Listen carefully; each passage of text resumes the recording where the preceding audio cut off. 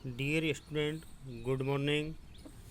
आज हम BA part third year के इकोनॉमिक्स फर्स्ट पेपर का अध्ययन करेंगे। कल हमने अध्ययन किया था स्वतंत्र व्यापार एवं संरक्षण। स्वतंत्र व्यापार में हमने अब तक पढ़ा था स्वतंत्र व्यापार का अर्थ,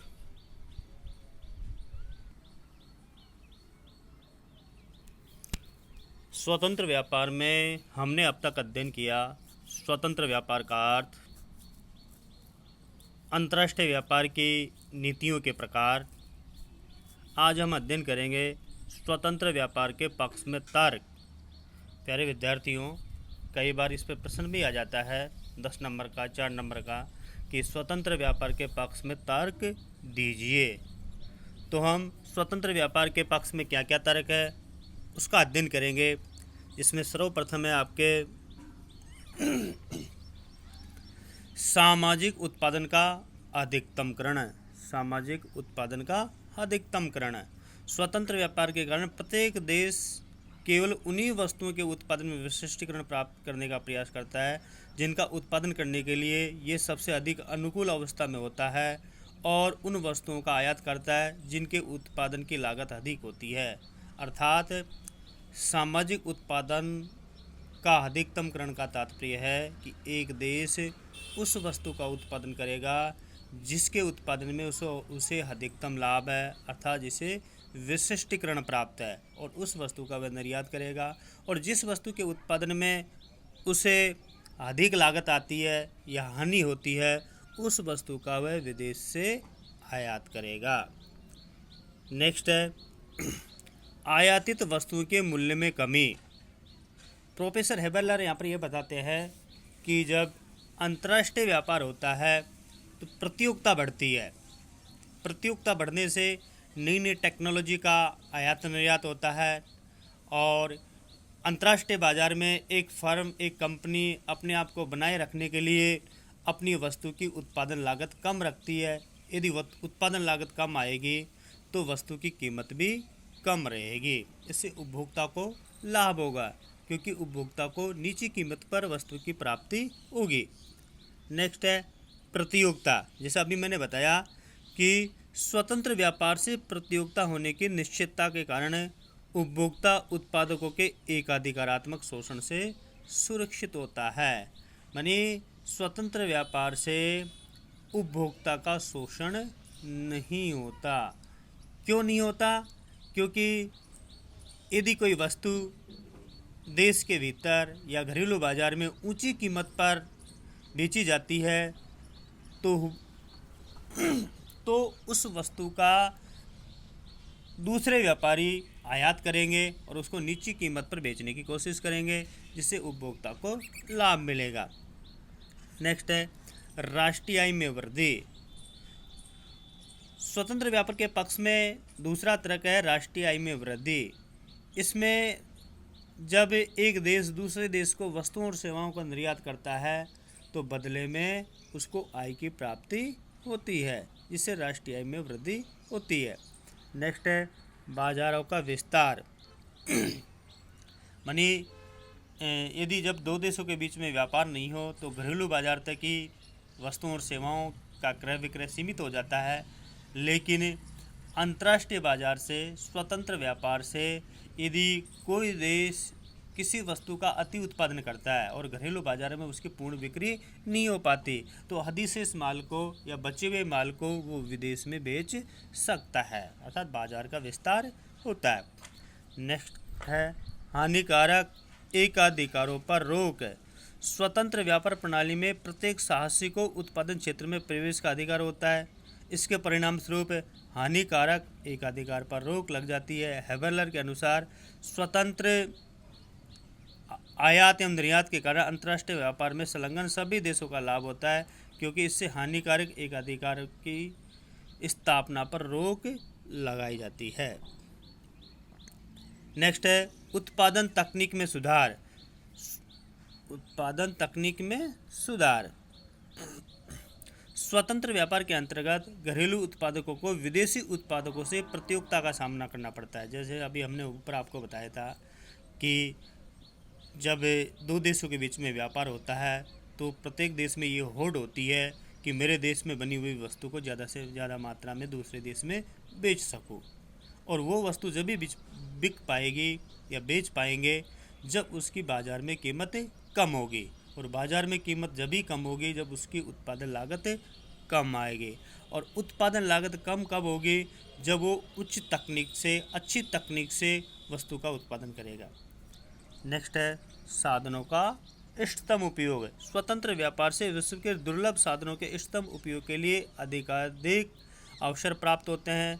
साधनों का अनुकूल उपयोग पर अधिकतम लाभ प्राप्त करने हेतु स्वतंत्र व्यापार नीति प्रत्येक देश के लिए उपयुक्त होती है।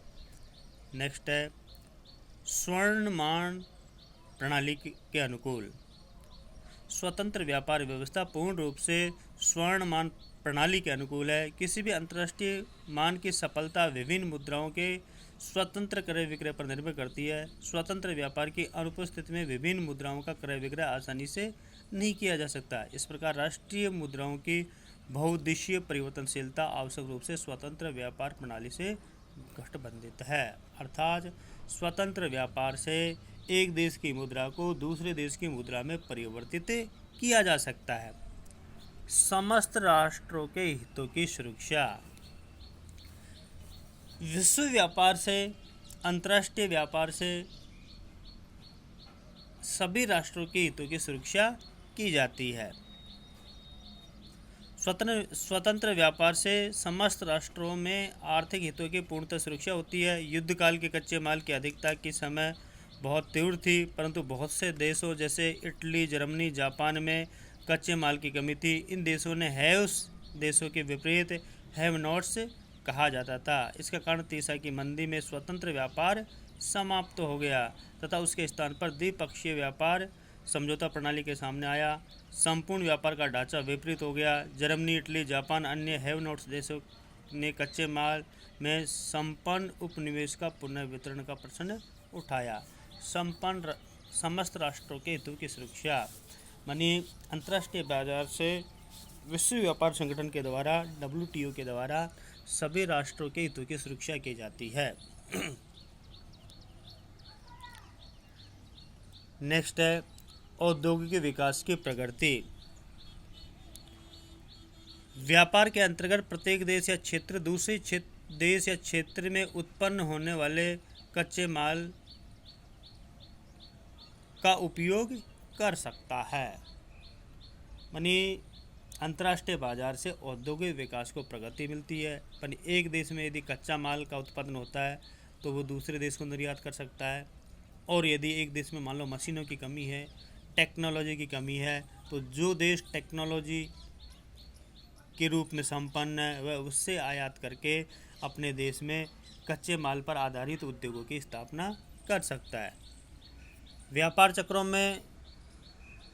व्यापार चक्रों पर नियंत्रण में सहायक। स्वतंत्र व्यापार के कारण आर्थिक स्थायित्व बना रहता है, क्योंकि यदि किसी देश में मंदी, वहाँ की वस्तुएं सस्ती होने के कारण निर्यात में वृद्धि होती है और धीरे धीरे कीमतों में वृद्धि होना शुरू हो जाता है। इसके विपरीत यदि देश में सार्वजनिक परिस्थितियाँ हो तो आयात बढ़ाने तथा कीमत घटने से कीमत गिरेगी। इस प्रकार स्वतंत्र व्यापार अपने आप चक्र विरोधी होता है। व्यापार चक्रों पर नियंत्रण। व्यापार चक्र किसे कहते हैं? वस्तुओं और सेवाओं की कीमतों में उतार चढ़ाव आना व्यापार चक्र कहलाता है। यानी वस्तुओं और सेवाओं की कीमतों में कभी वृद्धि होना, कभी कमी होना, ये व्यापार चक्रों को जन्म देता है। अब यदि घरेलू बाजार में किसी वस्तुओं और सेवाओं की कीमतें काफ़ी ऊंची है तो देश क्या करेगा? विदेशों से उस वस्तु का आयात करेगा, और जिससे कि बाज़ार में उस वस्तु की कीमतें कम हो जाए। जैसे आपने देखा होगा, पढ़ा होगा, सुना होगा कि पिछले कुछ वर्षों में प्याज की कीमतें काफ़ी बढ़ जाती है, 100 रुपये के आसपास हो जाती है। तो ऐसी स्थिति में क्या करता है भारत सरकार? वो विदेशों से प्याज का आयात करता है और घरेलू बाज़ार में उसकी पूर्ति बढ़ाकर कीमतों को नियंत्रित किया जाता है। नेक्स्ट है अल्पविकसित देशों का आर्थिक विकास। स्वतंत्र व्यापार अर्धविकसित देशों के आर्थिक विकास का निर्धारक होता है। हैबलर के अनुसार स्वतंत्र व्यापार अल्पविकसित राष्ट्रों के विकास के दर में त्वरित गति से वृद्धि करने के लिए उनको सहायता प्रदान करता है। संरक्षण संबंधी दोषों का निवारण। संरक्षण संबंधी दोषों का निवारण। स्वतंत्र व्यापार संरक्षण के अन्य दोषों का ये निवारण करता है। जैसे कोई भी विकसित राष्ट्र है या कोई भी देश है, अपने घरेलू उद्योग धंधों को संरक्षण देने के लिए कई प्रकार की छूटें देता है, उनको आर्थिक सहायता देता है, अनुदान देता है। तो उस संरक्षण से बचने के लिए विश्व व्यापार संगठन उन देशों पर नियंत्रण करता है। नेक्स्ट है विभिन्न राष्ट्रों के बीच परस्पर सहयोग एवं सद्भावना। जब दो देशों के बीच में व्यापार होता है तो न केवल वस्तुओं और सेवाओं का आयात निर्यात होता है, बल्कि दो देशों में आप वहाँ की संस्कृति, वहाँ का खान पान, वहाँ का पहनावा, उनका भी आदान प्रदान होता है, भाषा का भी आदान प्रदान होता है। अब है स्वतंत्र व्यापार के पक्ष में तर्क। प्रतिष्ठित अर्थशास्त्रियों ने अनुकूलतम कुशलता के आधार पर स्वतंत्र व्यापार का समर्थन किया था और इसे अनुकूलतम कल्याण के अर्थ में ग्रहण कर लिया, परंतु वे ये भूल गए कि कल्याण का शब्द केवल उत्पादन कुशलता से नहीं, वर्ण वितरण की कुशलता से भी है। अनुकूलतम, अनुकूलतम का मतलब होता है कि व्यापार किसी देश के पक्ष में होना, अर्थात प्राप्ति अधिक और भुगतान कम हो। यदि हम केवल उत्पादन के प्रश्नों पर ही विचार करें तो ये कहा जा सकता है कि स्वतंत्र व्यापार संरक्षण से श्रेष्ठ है, किंतु ये भी सच है कि वितरण की समस्याओं की उपेक्षा नहीं की जा सकती। इनके अतिरिक्त अन्य कई सीमाएं हैं जिनके कारण स्वतंत्र व्यापार की नीति सर्वमान्य नहीं बन पाई। स्वतंत्र व्यापार के विपक्ष में इन सीमाओं के आधार पर दिए जाते हैं जो बिंदु निम्नलिखित है। तो यहाँ पर इसके आलोचक ये कहते हैं कि केवल उत्पादन कुशलता ही नहीं, वरना वितरण में भी कुशलता होना आवश्यक है। विपक्ष में पहला तर्क, प्रतियोगिता के कारण अर्धविकसित देशों को हानि होती है। कैसे होती है?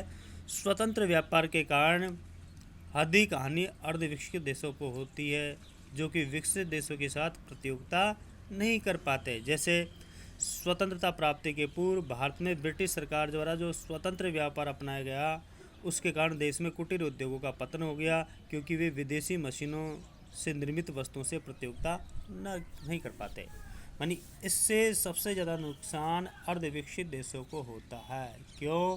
क्योंकि अर्धविकसित देशों में आधुनिक तकनीक से आधुनिक मशीनों की कमी होती है और वो परंपरागत तरीके से ही वस्तुओं का निर्माण करते हैं। जैसे उदाहरण के तौर पर दिया गया आपके कि आज़ादी से पूर्व भारत में जो ब्रिटिश कंपनियां आई थी तो उन्होंने हमारे जो कुटीर और लघु उद्योग थे उनको काफ़ी नुकसान पहुंचाया। क्यों? क्योंकि आधुनिक मशीनों से बनी वस्तुएं की क्वालिटी भी अच्छी होती है, दिखने में भी सुंदर होती है और एक उपभोक्ता हमेशा अच्छी वस्तु को खरीदने की कोशिश करता है। और परंपरागत तकनीक से वस्तुएं इतनी अच्छी नहीं बन पाती और उसकी उत्पादन लागत भी अधिक होती है। नेक्स्ट है पूर्ण रोजगार की मान्यता अवास्तविक। स्वतंत्र व्यापार का तर्क इस मान्यता पर आधारित है कि देश में सभी साधनों को पूर्ण रोजगार प्राप्त नहीं है, लेकिन व्यवहार में ऐसा नहीं है। कुछ साधन बेरोजगार होते हैं। वितरण पक्ष की अवहेलना। स्वतंत्र व्यापार केवल अनुकूलतम वितरण एवं सामाजिक वितरण के पक्ष में ही विचार नहीं करता। स्वतंत्र व्यापार के परिणामस्वरूप विभिन्न देश एवं एक ही विभिन्न वर्गों में आय का वितरण असमान हो जाता है। मन ये वितरण की कोई चर्चा नहीं करता। कीमत प्रणाली का दोष।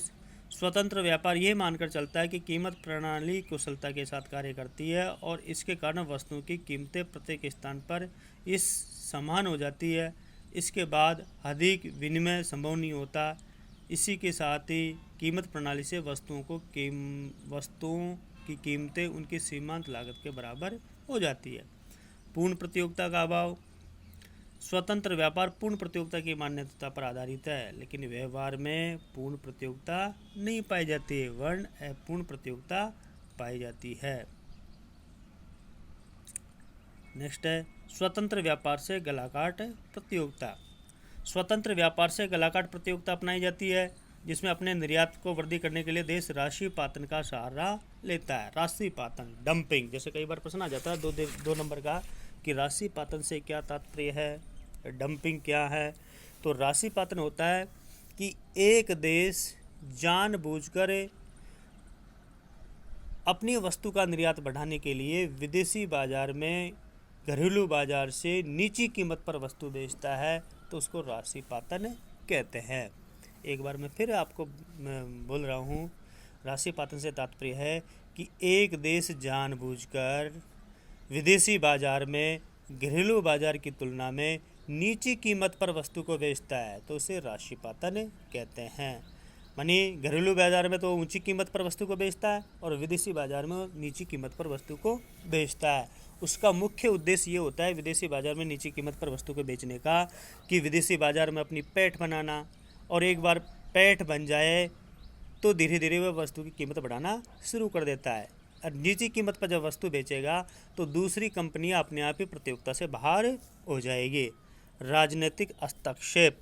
स्वतंत्र व्यापार से कई बार राजनीतिक दखल अंदाजी भी शुरू हो जाती है, राजनीतिक हस्तक्षेप भी होता है। मानी जब दो देशों के बीच में कोई व्यापार होता है तो दूसरा देश कमज़ोर देश के ऊपर अपने राजनीतिक दबाव भी बनाने की कोशिश करता है। नेक्स्ट है शिशु उद्योगों का पतन। स्वतंत्र व्यापार का एक परिणाम ये भी हुआ कि छोटे छोटे विकासशील देशों में उद्योगों की स्थापना नहीं हो सकी। ये उद्योग विकसित देशों के उद्योग से प्रतियोगिता नहीं कर पाए। अतः पिछड़े देशों ने अपने यहाँ शिशु उद्योगों को संरक्षण देने के लिए स्वतंत्र व्यापार नीति को छोड़ दिया। स्वतंत्र व्यापार नीति से सबसे ज़्यादा जो नुकसान होता है वो शिशु उद्योगों को होता है। शिशु उद्योग मानी जो अपनी प्रारंभिक अवस्था में हैं, उनको इससे ज़्यादा नुकसान होता है।